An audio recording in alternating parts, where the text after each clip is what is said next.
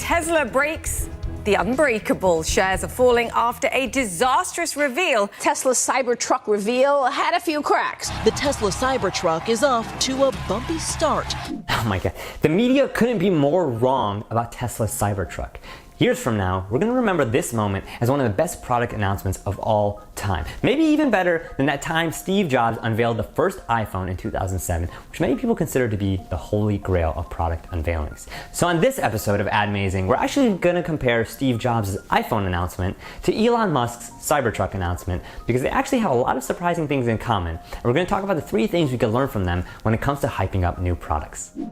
The first thing we can learn is the importance of calling out your competitors by name. Look, I love when CEOs show their true competitive instincts on stage in front of millions. Because we all know that there are days when Elon is walking around Tesla's offices and bashing Ford in meetings and talking about how the Ford F150 is just a hunk of metal that couldn't even get cast as an extra in the next Transformers movie. And that's why it's so refreshing to see him bash Ford on stage as well. You know, Elon did it not just once, but twice. The first time he said that Ford's car doors were made of tissue paper, and the Built Ford Tough slogan wasn't really as true as it could be, and the audience just ate it up. So, you know, when you say something's built tough, that's what we mean. And the second time came when Elon showed this tug-of-war footage of a Cybertruck literally tugging an Ford F150 uphill.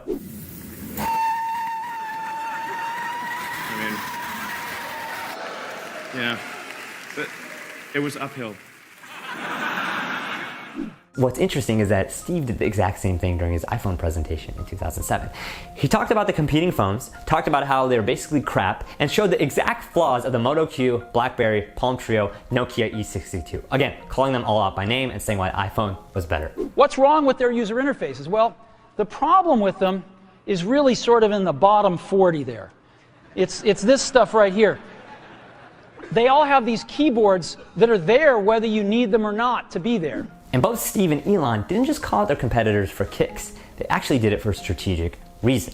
In our last episode, we talked about how Burger King attacked McDonald's and how research from Wharton professor J. Scott Armstrong actually shows that you can increase your customers' intent to buy by 22% if you're the challenger brand and you call out your biggest competitor by name. Again, being specific is the key there. And that's exactly what Apple did in 2007, and it's exactly what Tesla is doing in 2019 by going after Ford as they enter the truck market. So while other companies just like to tiptoe around the boxing ring, what I love about Elon and Steve before he passed is that they were so willing to bring their competitors into the ring, call them out by name, and just throw punch after punch until they get the knockout, because there's a strategic reason to why they were doing it. That brings me to point 2, which is the importance of selling the vision, not just the product. Everyone is up in arms about this window breaking during the Cybertruck demo. But the media needs to get over themselves because it was never about the windows in the first place. It was about the vision. It was about the sum of the parts. It was about seeing where this industry could go. Tesla could have spent many more months, if not years, perfecting the prototype before unveiling it on stage. But instead, they decided to show a vision of what the future of trucking could look like to get even more people excited. And sometimes, you don't need to have perfect 20/20 vision to see the bigger picture of where things are going.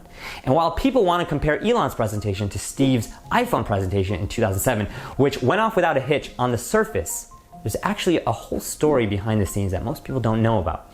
Because as Steve took the stage there in San Francisco in 2007 to unveil the first iPhone, most people don't know that he didn't even have one fully working prototype of the phone to show. Instead, he had 6 or 7 janky versions of the iPhone, each of which did one thing well, as you'll hear about in this clip from this mini documentary. What the rapt audience doesn't know is that to avoid these crashes, there are several iPhones in the lectern, with Jobs discreetly switching between them. It would take a magician to figure out how he did it. He was doing switches. He would switch one iPhone for the other so he could show off different apps when they actually couldn't change. So it was a matter of, reaching beneath the lectern and pulling out a phone that looks like the same phone, only it's not. It's the phone to the left. In other words, Steve would use one iPhone prototype that ran Safari, and then he'd start talking and move his hands below the podium and swap that iPhone with with the iPhone prototype that ran Maps. And then he would show that, and people would all think it's the same iPhone when it wasn't. And, Apple employees got so nervous as Steve did this that they started ripping shots of alcohol backstage every time Steve miraculously got through that part of the presentation without a glitch. I brought with me a bottle of scotch. And What we decided to do is every one of us who was responsible for a certain part of the demo, whether it was playing some music, showing the maps, whoever was responsible for that part would take a shot.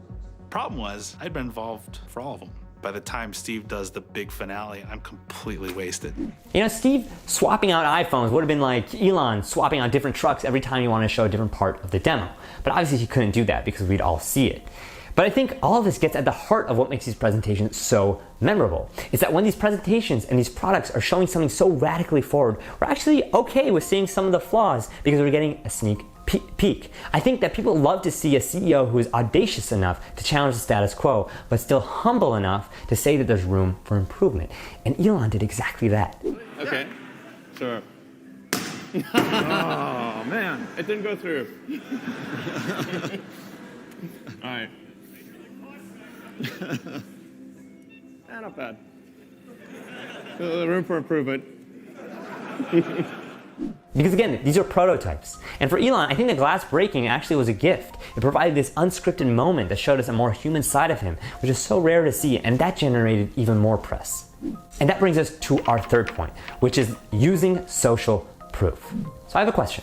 Have you ever been walking around town at night and all of a sudden you see this long line around a restaurant? And suddenly your curiosity is piqued. You walk closer and you wonder, what's going on there? Why is everyone waiting in line? And suddenly you tell your friends, hey, let's go check this out, let's get in line. What you're feeling there is the impact of social proof. Seeing a bunch of people want something makes you want it too, even if you had originally no intent of getting it. And Steve Jobs was the master of this. He's one of the first people to do it with tech products. He got people so hyped about his phones that they lined up for them in the same way that they would for Jordan sneakers, Star Wars movies, and Harry Potter books. But here's where I think Elon took it to another level. Because since these Cybertrucks are scheduled to hit the market in 2021, Elon decided he was going to capture the hype and turn it into a virtual long line that existed on social media instead of around the block. At the end of Elon's presentation, he provided a link for anyone to pre-order. And here's the brilliant part. To pre-order, you didn't have to pay the $39K that was required for the Cybertruck. All you had to pay was $100 to reserve the right to order. In other words, you could pay $100, get a confirmation email from Tesla, and then post that on your Instagram stories to brag about how you're getting a Cybertruck, even though you didn't really fork over the $39K yet. And it's no surprise that so many people did this. I mean, these Tesla pre-order screenshots were all over Instagram and Twitter over the past few weeks. And what's crazy about this is that it not only drove up demand because it gave more social proof, it actually gave Tesla an extra $25 million in cash. Because according to Elon's tweets, they had over 250,000 pre-orders of the Cybertruck. So at $100 a pop, there's $25 million of extra cash that could actually help Tesla make this prototype even better and more of a reality when it hits the market 2 years from now. But in the end, by following these three principles, calling out your competitors by name, selling the vision, and building more social proof through pre-orders, Elon was able to do something that only Steve and very few other CEOs could do before them, which was convince customers to buy something that they didn't know that they wanted. Apple inspired people to buy iPhones in a cell phone market that was already packed. Now Elon is doing the same with trucks. Because if we're being honest, when you thought of the person who would buy a pickup truck, you probably thought of a rugged, middle America man that looked like the brawny paper towel guy.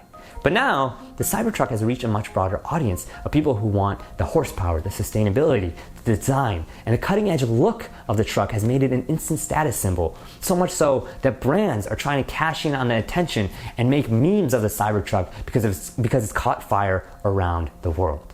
So, as we always do on this show, we rate things on a scale of atrocious to admazing. So for this announcement of the Cybertruck, I gotta say it's admazing. Whoa, we're not done yet. If you like this episode, I think you'll love this one here that YouTube helped me pick out just for you. If you haven't done so already, make sure to subscribe, ring that bell, because I think you'll love our upcoming videos and you won't want to miss what we have coming up next. See you then.